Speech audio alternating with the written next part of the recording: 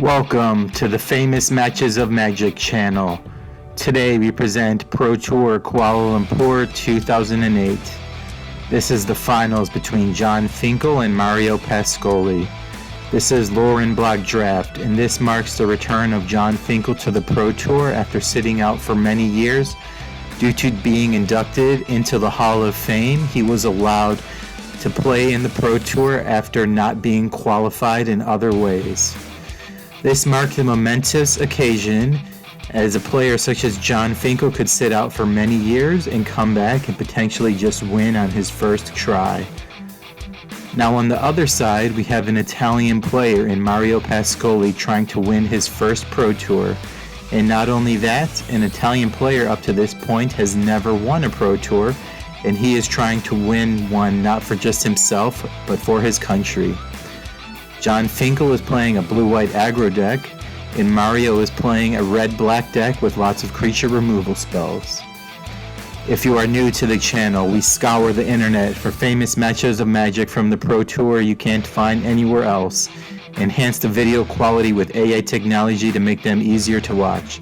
So please like the video and subscribe to the channel if you appreciate all the hard work that goes into these videos. Now, let's get into the action. Finkel, it is incredible to think that you are watching not one of our lunchtime entertainments in between the semi-finals and the final, but this is live, this is happening right now, and you are looking at one of the greatest contributors to Magic the game has ever seen. So we are underway in the best 3 out of 5 final. It seems a long time ago, Bill, that these two guys plus 6 more great players sat down to draft Lowryn Morningside, and they've come up with these 2 decks. Yep, absolutely. And Jon did have to start this game with a mulligan, but it looks like his opponent has come out with a pretty good start for slowing him down. Jon missing a 2-drop there, that's pretty shocking. Things not looking good for him so far. The thing about Mario Pascoi's deck, as we've said over and over again, it's got so much removal, very, very solid on that, and its creature base is a little weak. In this matchup, that might not matter that much as long as he's got some bodies in the way. Jon, of course, led with his Mosquito Guard, and Mario Pascoi had Flamekin Harbinger for one of his big beaters, which is the 5/3 Berserker. Yep, and Pascoi there, he's got Eye Blight's Ending, he's also got Makeshift Mannequin, he's got Changeling Berserker, he's got plenty of stuff going on in his hand, and we're not quite sure what Finkel's got at the moment. He looks, draws a card. Interesting play there from Pascoi. Opted to use the 3 mana to take out the Mosquito Guard, decides, you know what, I'm on the beat down, let's get this started. Yep. Go ahead. Jon misses a 3-drop. Here we are, Pestamite in the upkeep, fair enough. Never doubt the pros, never doubt the pros. Certainly not this one. No. Alright, so Pascoi comes.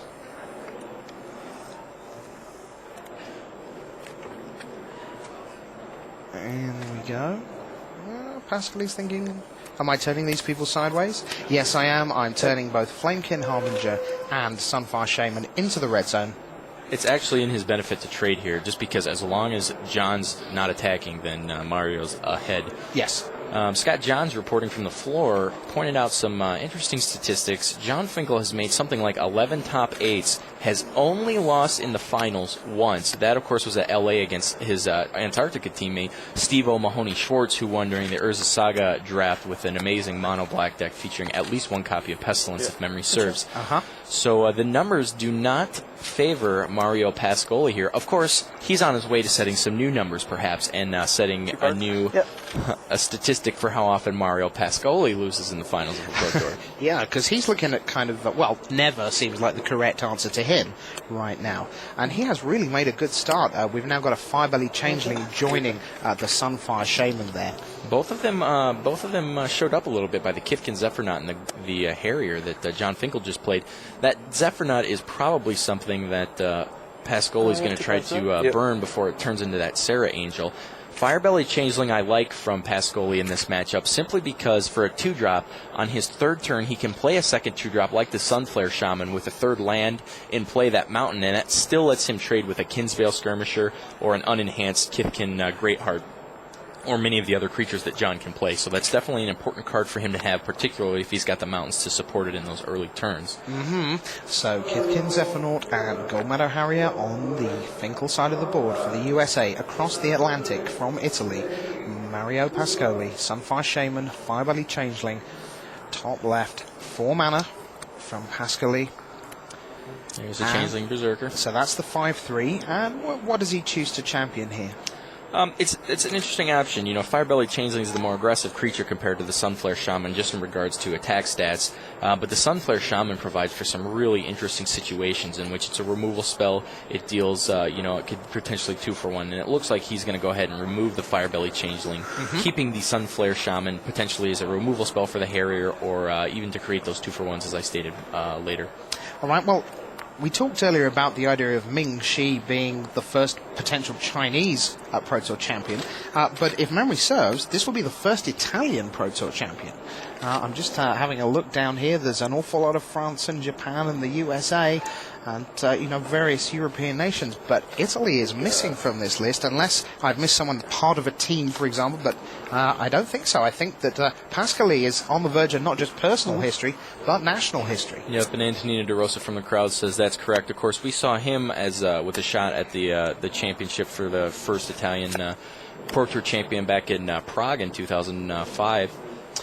That's right, and Antonino De Rosa, currently level 5, back-to-back Nats appearances in the US, 3 in a row, 05 to 07. That's a pretty remarkable achievement in itself. It's something that, so often we look at people who are champions and have won the championship, and we don't necessarily look at just top 8s and raw numbers like that, but a back-to-back-to-back Nationals appearance, plus winning one of those, especially when it's in a place like the US where Nationals has traditionally been pretty tough, that's pretty impressive.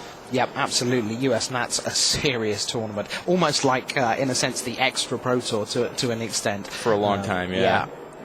All right.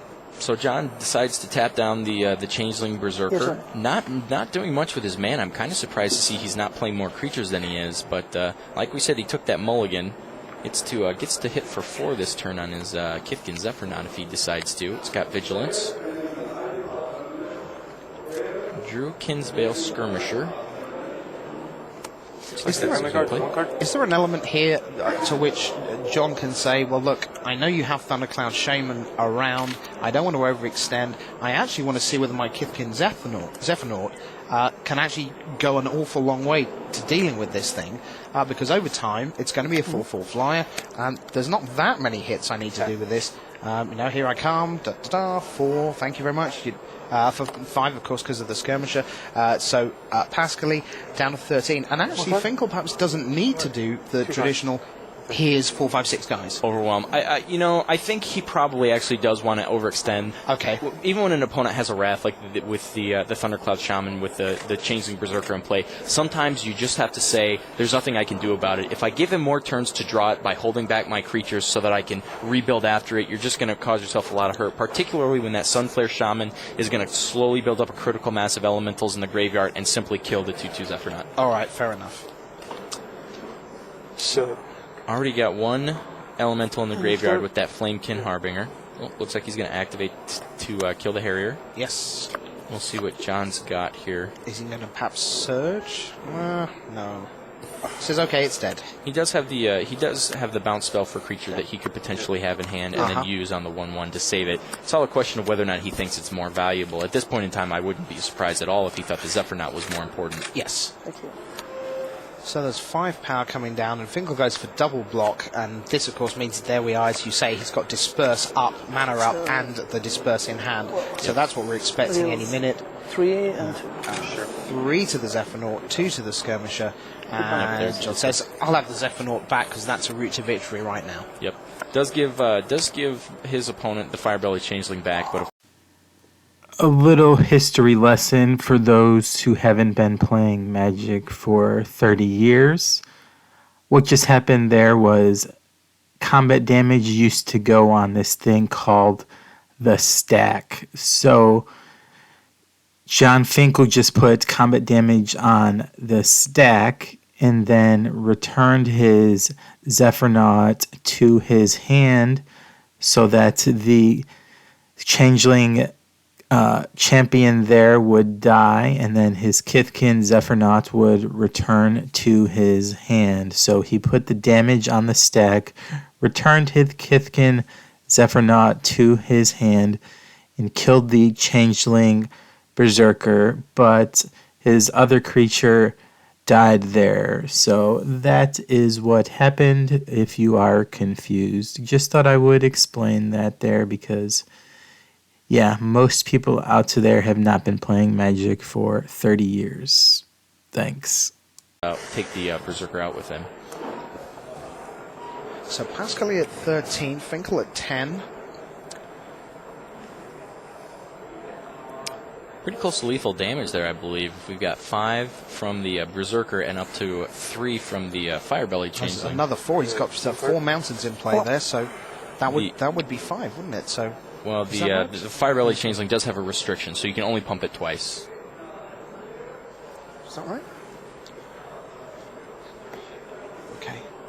All right, so. Right. It's going to block the Firebelly, perhaps, maybe not. Thinking about it. What?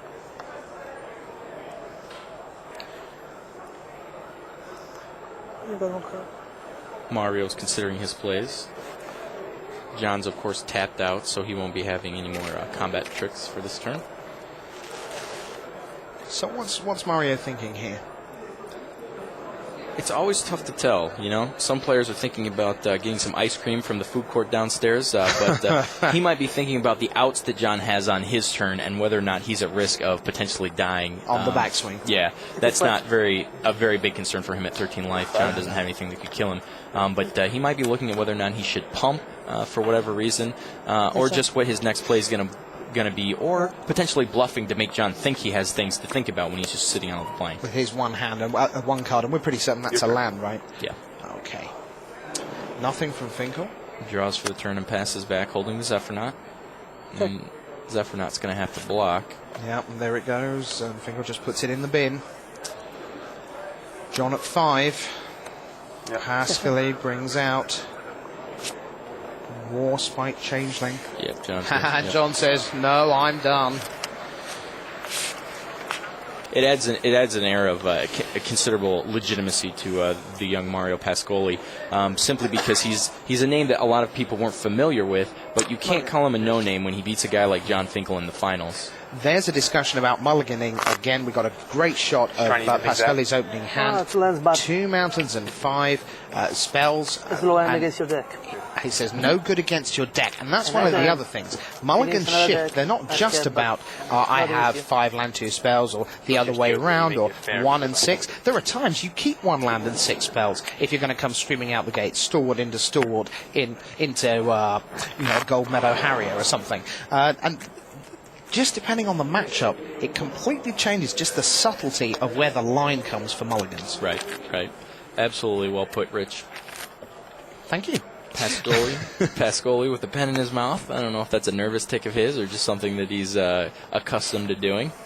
I think it's kind of better when it's just in the mouth rather than sort of doing the whole dancing thing with the pen, almost like a poker chip, and you're just like, someone wants to reach out and just like place the hand on the table and say, stop it. All right. Game 2. No 1-drop from either player. Plains from Finkel, Mountain from Pascoi. Turn 2, Island for Finkel.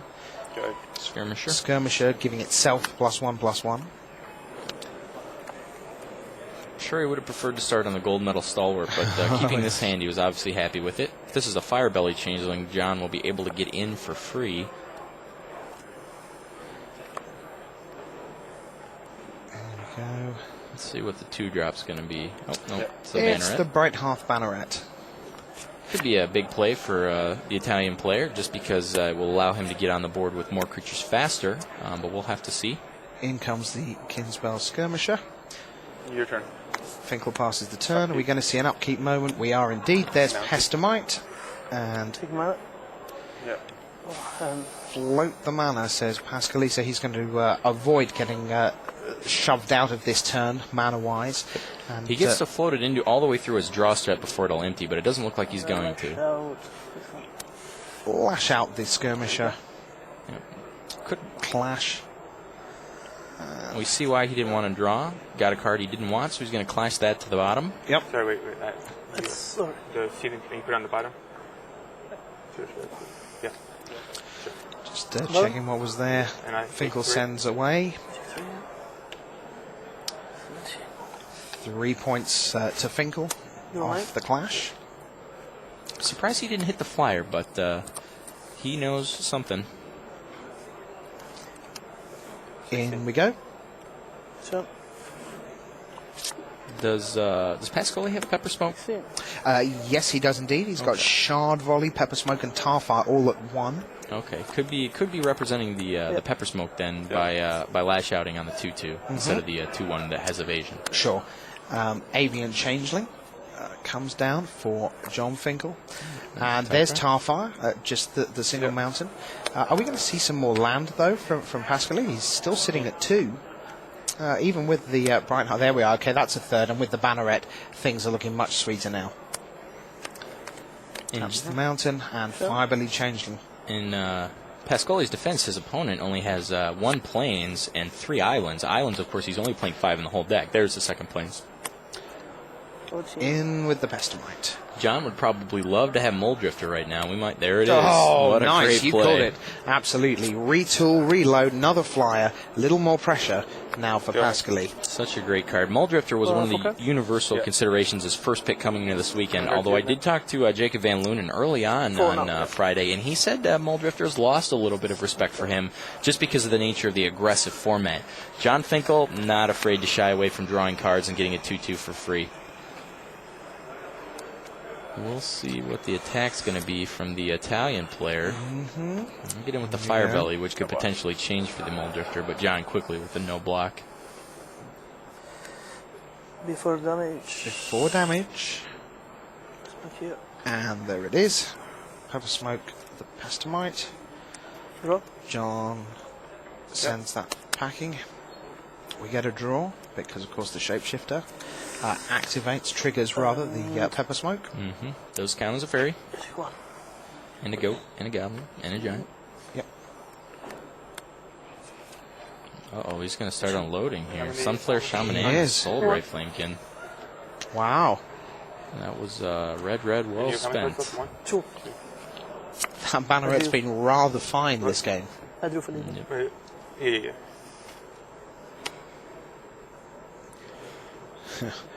3 mana, drew a card, killed a guy, made 2 guys. 3 mana, that seems a very good deal, Devon Lowe. What were you doing? Poor Devin gets blamed for everything. Oh, he loves it. So there's Kithkin Harbinger for Jon Finkel. What does he go get here? Does he just search out the Wizened Sen? That's kind of the standard marquee card in his deck that he can search out for, or is there something else specific that he might find? Looks like he's just checking his hand, but looks like he's going for the Sen. Yep, there it is. Yep. To get ahead here, he's going to need some help because he could be on the back foot here pretty soon. I think he's going to follow up with the Kitkin Zephyronaut, which of course will hit for 4 next turn, and then 5 as he presumably plays the pre-combat Wisensen. But he's Also, still facing a pretty significant. Having said that, though, the Kithkin Harbinger has quite a body on him. It's very dull, but it starts off at 1/3. The Wizened Sen would make it 2/4, and that is going to start eating through Pascali's army if Pascali comes in without tricks. Sure, but it can only eat so far because that Sunflare Shaman will munch it right back as soon as it's gone through a couple troops. I wouldn't be surprised to see the Sunflare eat that Kithkin Zephyronaut, though. All right. A tentative attack step from Pascali. Goes in with the Firebelly Changeling. No blocks. Pascali has Makeshift Mannequin in hand. He has Shard Volley in hand. And 1 other spell. Shard Volley, not a great card to have right here, simply because he can't really afford to pay the resource of the land in order to get it in play. No, that's certainly true. And there's... If I had to guess, I'd say that's the Seething Path Blazer. Yes, it is. Yep. He's got a number of in Yes, this it deck. is. And there we He's are. going to go ahead and use the... Zephyronaut's gone. Yeah. Me too. I'm not sure if that play doesn't make Jon Finkel happy. Yeah, you don't want to make Jon Finkel happy. No Not one if you wants want to win. Yeah, no one wants to lose their little dragon there, but Getting that removal spell out of the hand and putting his opponent down to 2 lands. Pretty big play. Look to John to see what he's going to do. So this is the send, presumably. So now we're at 2-4 for the Harbinger. Is he going to get in with the Elemental, the Mole Drifter? Saunter across for a cheeky 2 through the air. Mole Drifter, what a great name. Whenever you open that card, you really do have to drift over whether or not you're going to mull, because you get the 3rd land you need. That thing's going to put you right to the gas that you need. Absolutely. So John passes the turn. He passes up the opportunity to go in with the Mole Drifter. Says, no, right now I'm kind of thinking a little bit of stabilization is the order of business. Are we going to see a 2-land opponent put Jon Finkel down 0-2 at the finals of a Pro Tour? Oh, wow. It's hard to know what the most amazing bit of that sentence would be. Yep.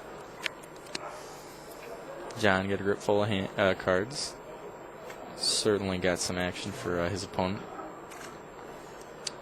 The thing is, although Mario doesn't have many cards, should he get the land in business, they are actually quite business spells. Yeah. You know, he's got Shard Volley and Makeshift Mannequin in hand, we know. Well, he just played the Shard Volley to deal with the Kithkin Zephyr. Yep. But he does still have that Makeshift Mannequin, so Sunflare Shaman, for example, that got him a 2-for-1, would then potentially be able to get him a 4-for-1. Wow. Or 4-for-2, rather. Mm-hmm. He'll need a second source of black for that to come up, but he's got time right now. Life total stand at 14-12 with Finkel in the lead. Pascoi is considering his combat step. I'm sorry, 13-12. I was an English major. Math isn't my game. Yeah, I hear you.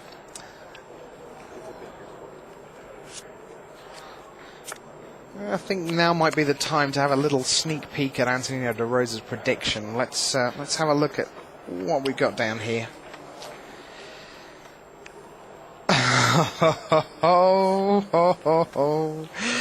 His predictions in the final, I'll give him that. Wow. All right. Unlike Pierre Canali's prediction, sorry, no Guillaume Wafatapa in the final for him. Pascoi came up with a swamp there. He's a mana away from being able to make Shift Mannequin, though that might not be that relevant just yet. Skirmisher. Big skirmisher. Yep. And now he feels the Mole Drifter can come in. Yep. The 3-3. 9. Your turn. Passes the turn after dropping his opponent down to 9. Pascoi draws a card, pulls the pen out of his mouth. I don't know if that's a tell. Got the 4th land, so mana troubles for Pascoi look to be about over. Mm-hmm. Finkel, on the other hand, has got 6 lands, kind of a bit of a flood. Looks like he's got 3 cards in his hand. And again, this is turning out to be a slightly unusual match in that you've got a bunch of guys on the left-hand side of your screen as you look for the Italian, but they're not particularly attacking or directly threatening. Mm-hmm. On the right-hand side, the allegedly aggressive deck is broadly building up quite an army of defense, essentially, while he's kind of nibbling away with this 2-2 flyer. Pascal is at 9, Finkel at 13. We're clearly well into the mid, maybe even the late game, and yet the life totals are both high, and there's no real sense that either player has really got an edge here. No, Finkel has to consider this combat step carefully, simply because the Path Blazer can get very large if he were to not block. All the creatures he has in play, all the creatures Pascoi has in play, are elementals. That could pump it up as much as 2, 4, 6, 8, making it a 10-2, and then of course Sunflare Shaman could activate targeting Jon Finkel for at least as much damage as elementals are in play that he would sacrifice, plus whatever's in the graveyard. So John can't afford to not block here without having a trick. He's going to put 2 creatures in front of the Path Blazer. Interesting choice. Could potentially send both of them to the graveyard. The Path Blazer also gets first strike when you sack elementals to it, so that will actually probably see it still being alive at the end of this combat step. Right. Bob? Pascal looks and says, yep, my banneret's done its job for now, thank you, so it goes to the bin. Now he thinks again. Almost looked like he was going to bend that Soulbright Flamekin as well. Absolutely. It was a kind of half move, wasn't it? It's the sort of thing like in chess, you'd say, you moved it. But the touch rule, absolutely fine. You can move your deck chairs about on the Titanic anytime you like. Yep, he is going to go ahead and move, quote-unquote, all in on that 2-2. Wait. Oh, Those sorry. are all your Oh, wait, says John. Come on. Those aren't cards words too? you want to hear. I have to. Yes, thank you for doing your best. Now it's my turn. Last guy I heard say that was at Worlds when Patrick Chapin against Gabriel Nassif, after that astonishing Game 4, got to Game 5 and went, and now it's my turn. And there is John with Coordinated barrage. Coordinated barrage. What a great play. And such a heads-up pro play is letting his opponent think that he's going to get a potential trade 2 worse creatures for 2 good creatures of John's on the board, and instead just decimates his own board advantage. Yep. Again, a game that seemed like it might be slipping into Jon Finkel's grip, right back into it. Yeah, and that screen you're looking at there, you can just see the gaping hole on Pascoli's side of the board where all those nice monsters used to be. Yep. Monster draw there with Distant Melody. Oh. Potentially drawing 3 cards off that. I would like to retool, please, ladies and gentlemen, if you don't mind. Yep. And it's hard to imagine what Pascoli does about that. I guess maybe Sunflare, he the, decides Wizensin. decides to make it as small as possible. Yep. Plus get rid of one of the more aggressive creatures on the board. That's a good play, but even John is a little bit happy to see that, simply because that Sunflare Shaman, as we saw in one of the Italian players' earlier matches, can potentially cause a win out of nowhere. So not having that on the board is actually pretty helpful, because he no longer has to count how many elementals are in the graveyard. John doesn't hesitate, brings them all in. Firebelly Changeling could trade with the 2-2 Skirmisher or the Kithkin Harbinger, barring no shenanigans from Jon Finkel. He's going to block the Skirmisher, looks like, and pump twice. Okay, sure. That's going to get 3 damage in. Everything. Yep. John's going to trade the Skirmisher for the Firebelly Changeling. Seems like a good trade for him. Leaves him with a Kithkin Harbinger and a Mole Drifter, well ahead on cards and with something to play after combat. Yeah, Wizensin. Senzer. Or Senzer, Yep. excuse me, yeah. Yes, sir. So we're back with Finkel, and Pascoli has removal, but he's got 3 monsters to face. Yep. And here they come. I think so. He's got effects And before he's saying, combat. yeah, I think I'd like to do something here. And the something is... also. Violet Pile, if I had to guess. Yep. All right. And John says, I'm going to have... Oh, wow. Oh, and yeah, that'll scoop draw, up. yeah. And I don't know whether you can hear on our effects microphones, but out in the hall there is a lot of excitement there as Johnny Magic evens it up at 1 game apiece. Just a real fashion accessory, and now pretty much everyone plays in sleeves. And these Magic the Gathering ones, they're kind of funky. Yeah, a lot of people Yes, sir. were excited at the local store I played at when I brought some home from Valencia, and they said, where can you get those? And as far as I know, the Pro Shop's the only place that you can get them at, and they're very good. Ooh, John hit his 2-drop. The Kinsbale Skirmisher, perfect 2-drop for him. Your turn. 2 mountains. Pascoli, he's shaking his head after he draws. That was body language and no mistake. Well, Sunfire Shaman, but no 3rd land. All right, Finkel, can he capitalize? Looks like John drew another land. Yep. And now he must decide. Will he offer an apparent trade? Happy to get in with the Mosquito Guard. Yep.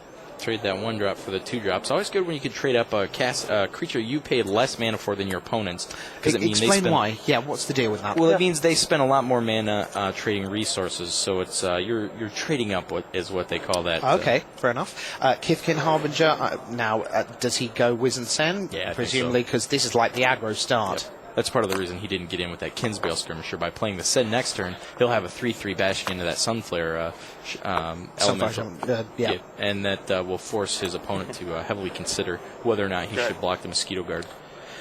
If you're Pascoli, you really want to land pretty soon. Or Tarfire, or Aglight sending with the Swamp. Well, what you've drawn is release the ants, which is quite good with, I don't know, 10 mana and a 6 casting cost spell on top. Yep. Not so hot with 2 mana up. No, it would allow him to potentially get to 4 mana and try to win the Release the Ants clash. It's one of those interesting cards, actually. You mentioned in the early coverage that that was one of the exciting cards you wanted to see if an opponent was at 3 life. Yeah. Release the Ants, win the clash. Andre Coimbra, a Portuguese player, was the 0-2 bracket, wound up playing against a Brit, your own Stuart Wright, in the 3rd round in the feature match area. That's actually how he exited the tournament. Yeah. Stuart managed to hit on the Release the Ants clash and got him from 2 life. Yes, Andre Coimbra said he hadn't really done an awful lot of work for this one. That shorthand for none, and he kind of paid the price for that. Had some interesting card choices in his deck, and you know, when you die to Release the Ants like that, you kind of feel maybe the magic gods aren't smiling on me this year. Yep. Mario Pascoli opted to use the Release the Ants on the Mosquito Guard. Interesting choice to do it on his main phase. By clashing, he knows his opponent has a 2-drop on top, so he is slightly less likely to win, but his opponent's also tapped out, so he's got no tricks he can play to save the 1-1, and he guarantees that it hits the Ben. There's your swamp. Yep, he saw that on top and left it. Yep. Can be rough when you win the clash and you have to leave the land on top. Normally you like to clash that card to the bottom so you can improve your draw step, but it doesn't get much better for him in that draw. He really needs that land to get out back ahead. One little red monster on the left. 3 increasingly threatening white monsters on the right. The red one gets a lot more threatening when there's some elementals in the graveyard, causing those 2-for-1s, but right now there are not, so it's not that scary. Pascoli continues to ponder, and I'm not talking 1 blue. Speaking of ponder, we were speaking with coverage head Greg Collins, who talked to John in between matches a little bit and said that John, after realizing he was going to have to play Pascoli, regretted taking a ponder during the draft over a Wings of Velasvel he had the opportunity to grab. Seems like that could have been a real big difference in this matchup, although he did get a Shields of Velasvel, if I recall, for his sideboard to counter Thundercloud Shaman. Right, so the theory being that if he had the Wings of Velasvel, Thundercloud Shaman could go, well, for 2 or for 3, and instead Finkel goes, well, my guy's a 4/4 flyer. Sure. So essentially it's a counterspell. Yep, and the great thing about Jon Finkel is that he read that Pascoli would wind up with the Chandra Nalar. Yes. Yeah. According to Greg. One of the hardest working men on the Pro Tour, very rarely seen in front of the cameras. He won't do it. He won't do it. I say, can I interview you for the audio coverage? He's like, no, I'm too good looking for the audio coverage. So, Flamekin Harbinger hits. Going to be interesting to see if Pascoli finds an elemental to put on top there, or whether he just skips it to try to hit the land instead. Could hit a Banneret. Scott Johns from the floor pointing out that would reduce the mana cost of some of the cards in his hand. Although it does decrease the chance that he does hit that land. Sometimes that can be more important. It looks like he's just going to miss on the find. So not taking Scott's hint to heart. So 12 to 20. The mechanics of the game continue. Finkel untaps. There we go. There's a spring in his step at the moment as well. Draws. Well, Sunflare Shamans really do a number on that combat step, as we see John's hand sitting on at least 2 planes. It looks like he's got Sen's Air as well. And is that a coordinated barrage in his hand? I couldn't tell for sure, but he definitely does have the Sen's Air. All right, so Yeah, we're going. Yes, that's fine, says Mario. I'm not sure he means that's fine, but he's saying, yeah, that's fine. It's not too bad for him, because the Sunflare Shaman now is a 2-for-1. Can kill the was that the preeminent captain Yeah, and wow. Sen's Air. And there is some shifting in the arena at that play. Oof, boy, that changes things with that Sunflare Shaman. You thought it was going to hit the Wisensen, but not knowing what John's got in his hand, it might be forced to take out the preeminent captain early. Of course, that puts him in a real bad spot, especially with the Sen's Air potentially getting big. Okay. 1 card. You 3? Yeah. This is a pretty strange game yet again, when we saw that, again, Pascoli seemed to be well in it with four red monsters on the left against 2 and 3 on the right, and then suddenly, no, not happening. Yep, that last game was definitely interesting.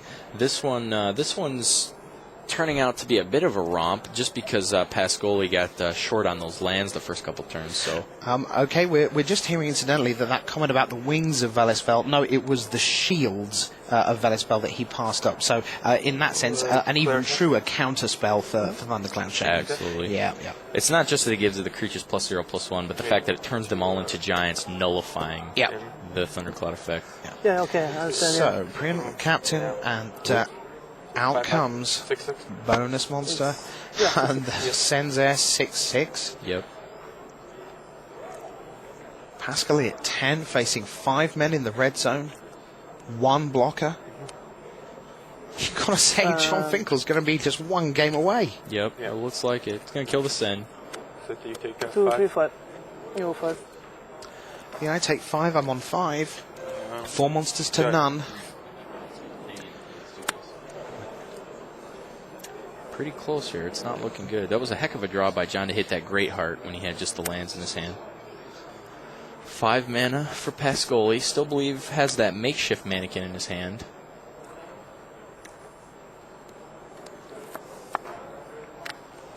So 5-20 is the score. Pascoi took 5 that turn. There it is. A Thundercloud Shaman would buy him a little bit of time. He'd kill 2 of Jon's creatures and give him a 4/4 body to block. That might put Jon on the back foot by forcing him to try to hit a few creatures to swarm. But yeah, that was hitting the soldier for the Preeminent Captain was pretty solid. So Fester Creep. Fester Creep, very good. That could nullify 2 of the creatures again. Keep. Yes, he's going to probably have to do this earlier rather than later because he can't let the Senzer attack, can he? No, and looks like he's gonna do it in his upkeep. He couldn't do it on his turn and risk getting the Surge of Thought Wept out of Jon's hand if he happened to have it, simply because if he does, he's gonna miss. He's gonna take 2 extra damage from the attackers by not doing it on his opponent's turn. So he'll do it now. The Kithkin Harbinger will be a 0/2 until end of turn. The Preeminent Captain will simply be a 1/1, and he'll be at 4, barring any shenanigans from Jon. Yep. Looks like Jon ripped another Plains. Oh, we got another creature. That's a 2/2. The Fester Creep's not going to affect it. So that is 3 damage. Puts Pascoi down to 2. Still facing 3 monsters to none. Are we going to see the shuffle up of the permanents? Well, I passed the turn. Violet Pool, does that keep him alive? If he's got that? Attack. At 2 life. Here's 5. Yeah, it's Violet Pool. Yep, he's going to kill the Preeminent Captain Before it can attack. Yep. Yep. Sure, take 1. Yep. So a block. He takes 1. He's on 1. Another one. Oh. Here we go, 7. There's an that area. didn't look. So, Pascoi was not happy any about answers that. from Mr. Draw Pascoi? from the top. No. No, not 2-1 to Jon Finkel. The Shadow Mage Infiltrator is just 1 game away. It's the type of thing he needs to do, sort of like we saw with Marcio Carvalho. Those viewers viewing at home, we got a couple forum posts asking about the Q&A session with Chris Galvin and Scott Larrabee, and whether there was going to be some coverage on that on the online coverage. There is actually an article up about that, so if people are interested to see what happened, you can read that on the Pro Tour Kuala Lumpur coverage on magicthegathering.com. Lead with a Wisdom Sen, yep. Up against Firebelly Changeling. A couple posters on the forums didn't like my pronunciation of that card. We've had one person say it's pronounced, Harbinger is pronounced Harbinger, and we've had one say it's pronounced Harbinger. Okay, well, I've got bad news for you. My wife's a linguist. I'm pulling rank. It's Harbinger, and it's Wizened Sen. That's the deal. I also had a chat with Doug Bayer back at Wizards HQ, talking about cards like Revelark and Kolfina's plans and so on, as he went through some of the listings of the cards. And I did think that Vendilion Clique, which sounded very French and sophisticated, it turns out that's 3 fairies' names. So Vendilion it is, Vendilion Clique. So thanks to Doug Bayer for those.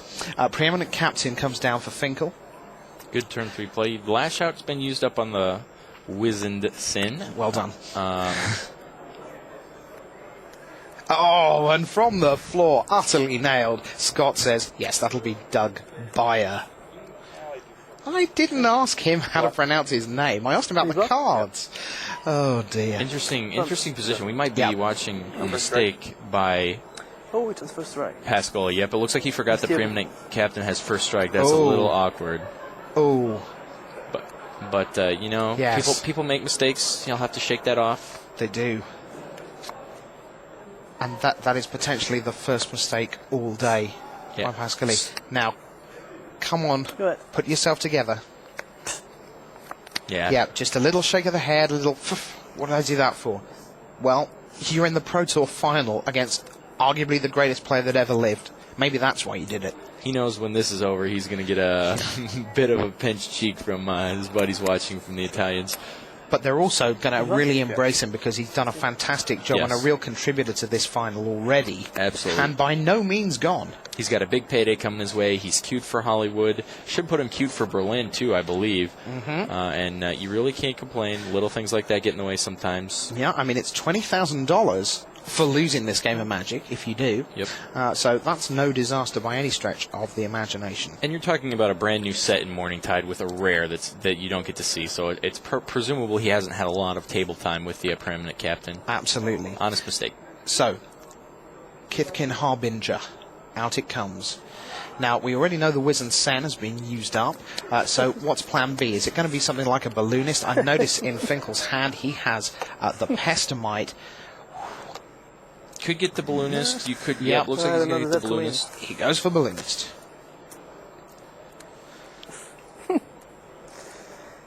What wouldn't Mario Pascali give for final revels?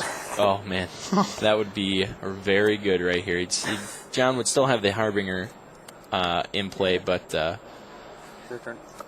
That is Gold Medal Harrier, and Finkel is coming out in the most savage fashion. Pascali at 15, Finkel at 18, but 15 is going to go down like a rocket. yep. And Pascoli's got to be upset with himself about losing that creature even more than he was, because it would have been able to give his 2/2 first strike, which would have been really important in dealing with combat right here. So tough play. Pascoli flipping through a couple swamps in his hand. Those are not going to help him. He needs more mountains than anything. Final of PT. What mistake? I'm immortal.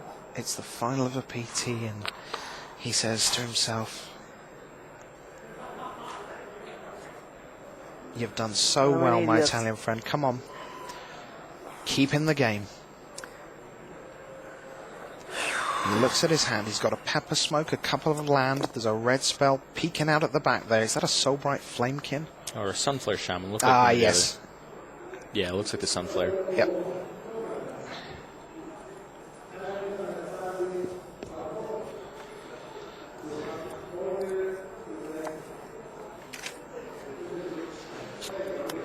And even Thundercloud Shaman isn't going to particularly help Mario Pascoli now because, of course, the Shapeshifter is what went to the bin in that play error. Yep. There's a fifth land. He scoops! Wow, that was a surprise. What an ending to this is Pro Tour. the end of business. And there you have it, Jon Finkel, Johnny Magic. After a long hiatus from playing the Magic Pro Tour, he has become your champion. He is still playing the Pro Tour to this day, and most consider him to be the best player of all time.